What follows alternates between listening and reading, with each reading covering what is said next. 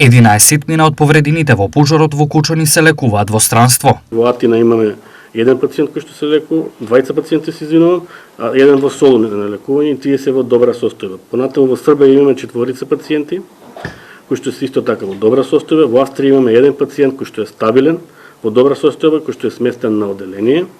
Во Словенија имаме еден пациент кој што више посетува рехабилитација и кој се очекува наскоро да заврши рехабилитацијата. Во Истанбул, во Турција на лекување имаме 20 пациенти кои што се префрлени на оделение и редовно се прават преврски.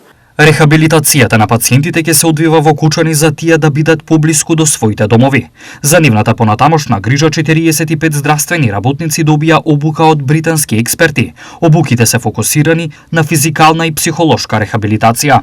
Сакам да потенцирам дека заедно од тимот експерти од Велика Британија во соработка со британската амбасада и организацијата UK Med спроведува интензивни обуки на 45 здравствени работници од повеќе здравствени установи, од 5 поточно здравствени установи за физикална и психолошка рехабилитација за повредените пациенти.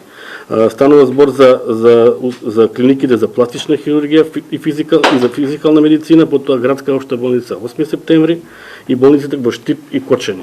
Од Министерството не јавуваат дека состојбата на пациентите редовно ќе се следи, а системот е подготвен да им даде поддршка во целиот процес на опоравување. Сите пациенти имаат телефонски броеви од нашите тимови кои што работиме, значи од сите наши доктори и може да ги бараат во секој момент кога имаат потреба од некое прашање или од преглед, од соодветен третман.